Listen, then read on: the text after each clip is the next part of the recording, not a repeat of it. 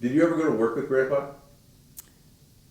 Well, yeah, we all went to work with Grandpa, with Dad. We did? And he asked, I sort of remember an office. No, I do. I sort of remember going into some building. But it was and high Yeah. security. It was high Yeah. security, There but was he no- would there- come down and meet us. And And then, but we'd go into an office, didn't we? we went in the office, but we never really went in to work with him. But he'd always come down and meet us. And Because Dad was a spy. I don't think so. Everybody else in the family He thinks was so definitely a spy. My name is Jacob Sterling. I was born in Syracuse, New York, February 10, 1911. We have a good university there, Syracuse University.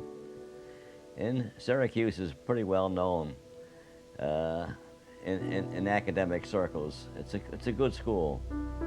And I went to school there. I graduated from there. And then as time went on, the war came along. I was inducted into the service. Being a college graduate, I was put into what is intelligence. So I was sent to Washington, D.C., and I was sent to the Washington National Airport.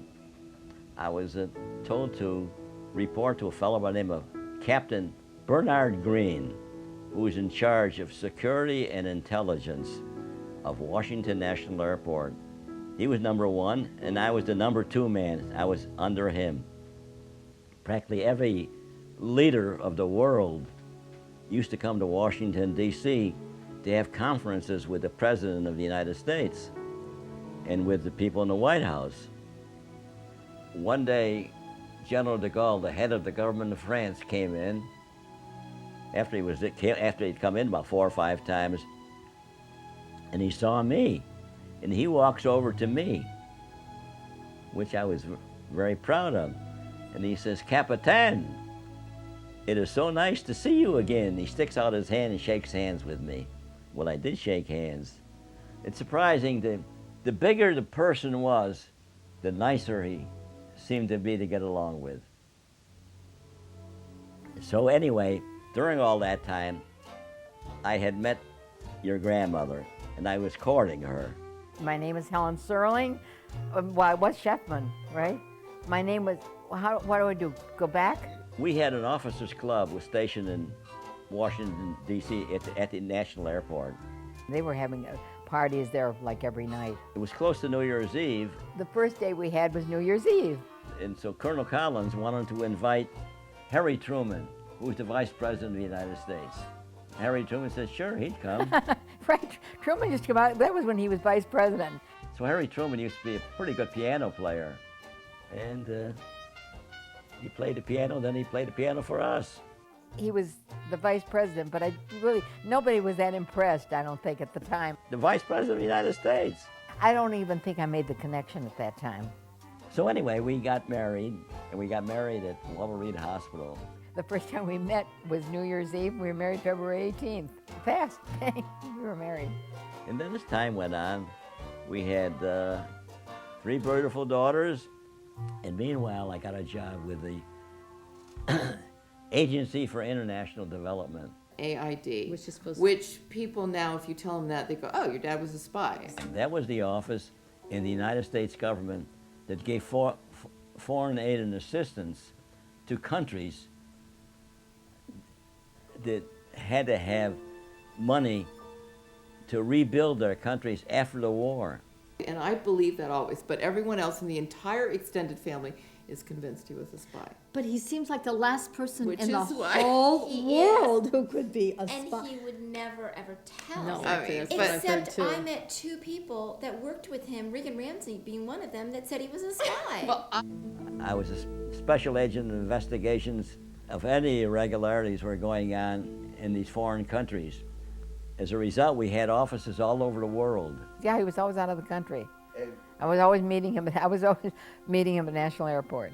he'd be back for months and then leave Well, for a few months. months, but he'd be gone sometimes. I thought 9 months at a Yeah. time. And when he was in Vietnam, how old was I? I don't remember, but I was young. And I remember hearing, I had the radio on by my bed, and I remember hearing soldiers were killed in Vietnam, but I didn't really know what he was doing there. And so I was terrified that he was going to get killed, and I'd go into his closet and I'd grab his shirts and his shoes and I'd bring him. Dad, I don't think Dad even knows this. I knew that. You always And had I'd bring him shirts and- into my room and into my bed, and I would just hold on to them, just hoping that he was okay. I used to go to Korea, Vietnam, Taiwan, Cambodia, Laos, all over South America. When he was abroad, and I remember when I was in elementary school, when he was abroad, every single day he wrote a letter. Every day I got a letter. And I remember writing back, and I would Right, put in good a job. stick of gum. You put in the gun. Right. I thought this poor man just may not have chewing gum. And he'd say, Daddy, do you like gum? I like gum. So he wrote Grandma and each of us Every day. single day that he was And then he gone. sent audio 4 tapes. different letters. He was always coming from someplace, and I was always down at the airport meeting the planes. He'd get in the car, and we hadn't seen him for months, and I thought, oh, this is so comfortable. It's just like, it doesn't matter if we don't see him for months. It's just exactly the same. It just felt so secure. 29 years with the U.S. government. In 29, then I got credit for my military service, 4 years. So I got credit for 33 years of service with the United States government, and I retired. He's a pretty great guy, isn't he? Needless to say, he was very positive, and I don't know if we appreciated growing up. I don't have a negative memory. Being married, 61 years, I wouldn't trade 1 hour of that. So all in all, I had a very enjoyable life. I'm most proud of my family. It'll be 61 years. We have 3 daughters, and I have a gorgeous wife. I have 11 grandchildren, and one of them right here is now making this movie. So, all in all, I'm very happy with my family and with everybody I've met, and thank goodness for God being so good to me. And thank you very, very, very much. All the money that e'er I had, I spent it in good company, and all the harm I've ever done, alas, it was to none but me. And all I've done for want of wit, to memory now I can't recall. So fill to me the parting glass. Good night and joy be to you all.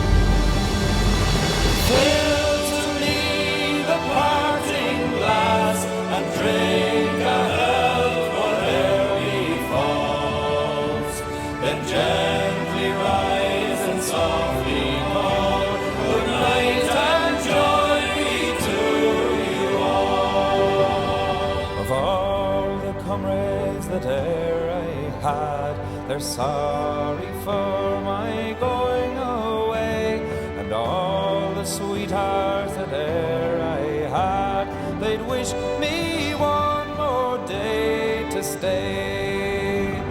Since it fell into my lot that I should rise and you should not, I gently rise and softly call, good night and joy be to you all.